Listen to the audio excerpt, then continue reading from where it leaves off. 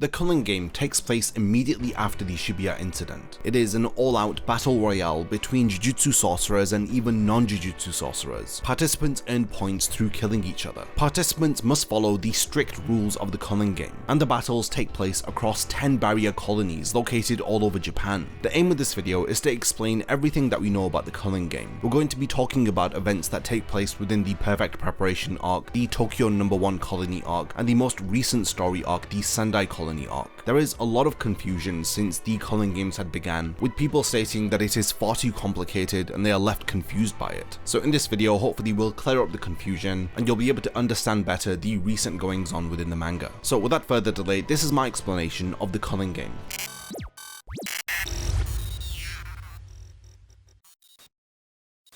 Before the video begins, only 20% of the people who actually watch my content are subscribed to the channel. If you enjoy these videos, then subscribe and stick around for more content just like this. Now let's get back to the topic of the video. After the events of the Shibuya incident, a curse was placed upon every single human being within Japan. The aim of this was to force the evolution of humans across the country. Prior to the Culling game's beginning, Kenjaku had used Mahito's curse technique, curse spirit manipulation, and he had casted idol transfiguration in order to mark two types of non-sorcerers. The first were people who had ingested cursed objects. Of course, Yuji is a perfect example of this. And the second type of non-sorcerer that he had marked were those who had gained cursed techniques, despite the fact that they had a brain of a non-sorcerer. An example of this is Junpei. In addition to this, he had also broken the seal on all of the cursed objects that had been ingested by a vessel. Megumi's older sister Sumiki, who has been in a coma after she was exposed to cursed energy, has finally awoken, but she has now unintentionally been dragged into the Culling game.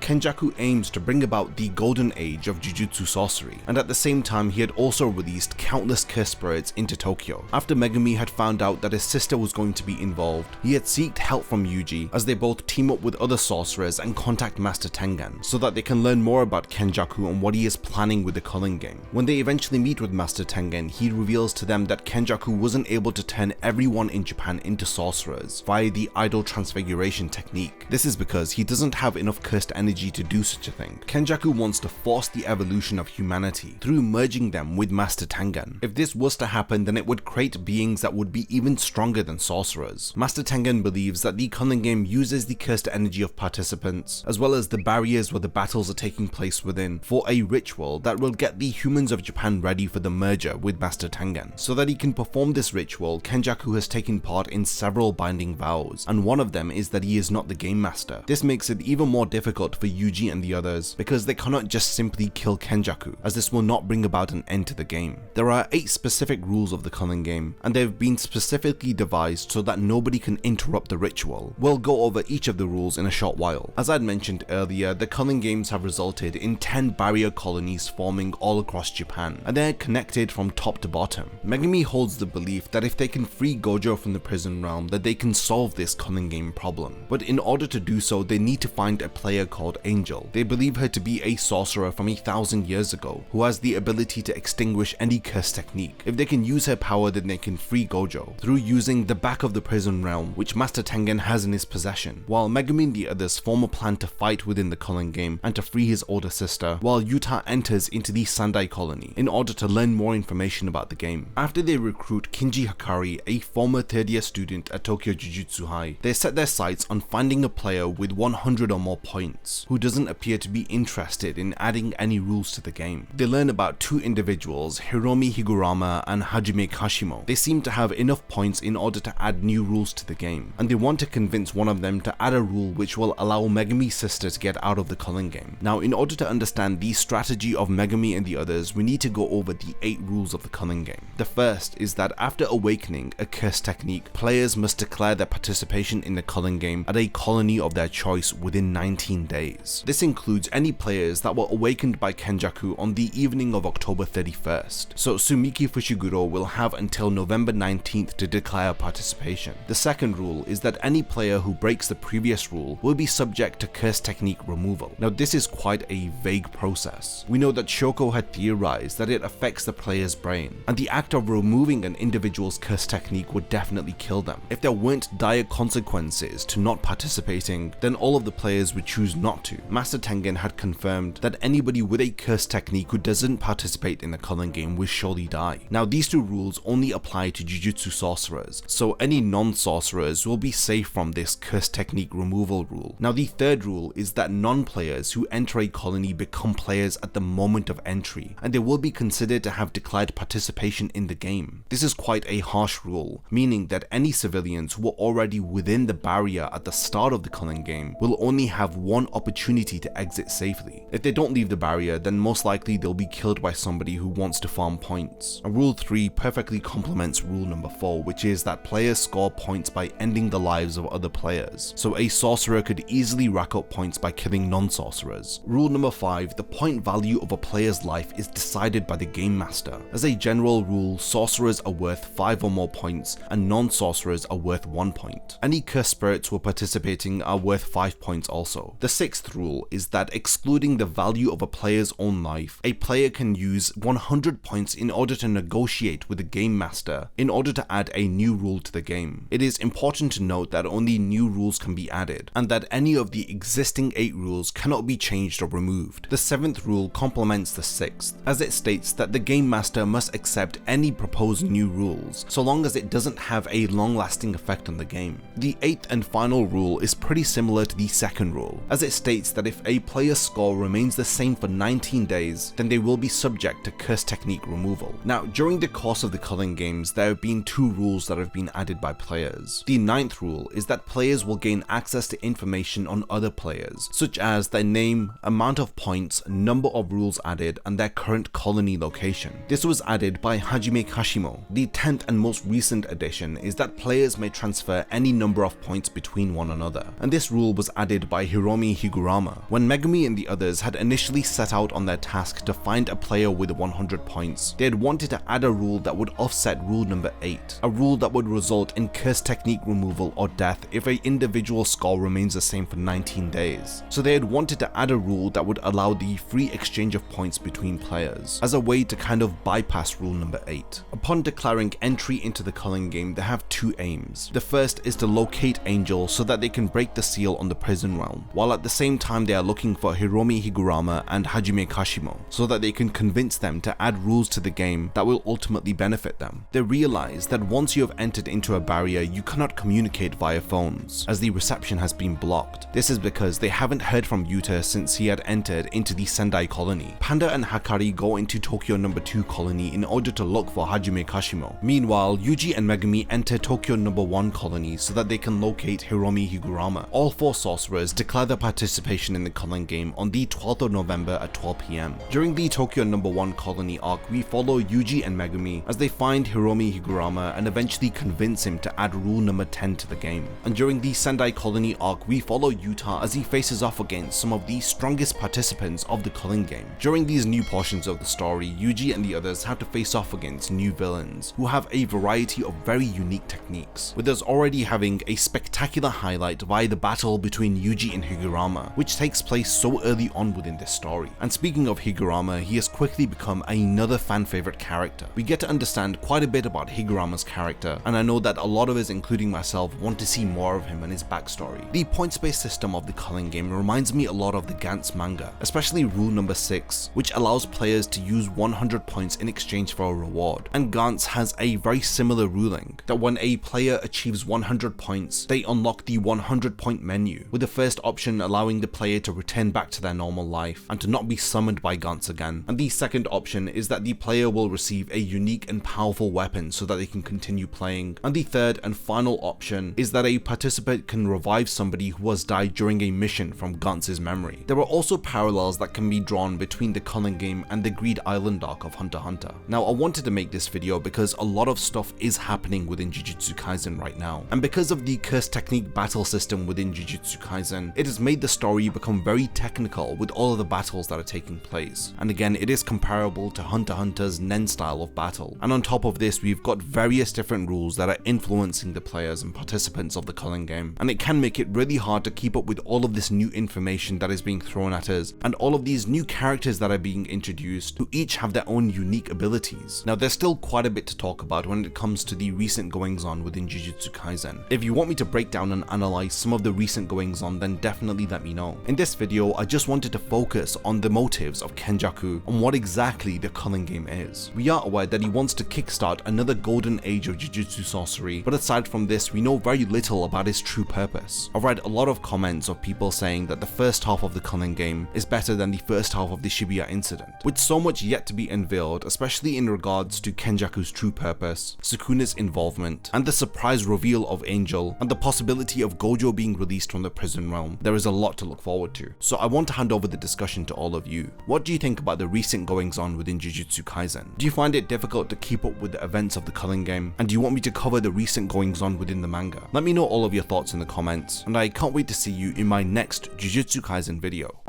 If you enjoy my content, then you can support my channel through Patreon for as little as $1 a month, or even through YouTube by becoming a channel member. You will gain access to exclusive channel perks and a Discord server which I frequently use. So become a member of my Zero Division and be the first to know about my upcoming videos. And once again, thank you for sticking around till the end of the video, and whatever you contribute will mean a lot to me.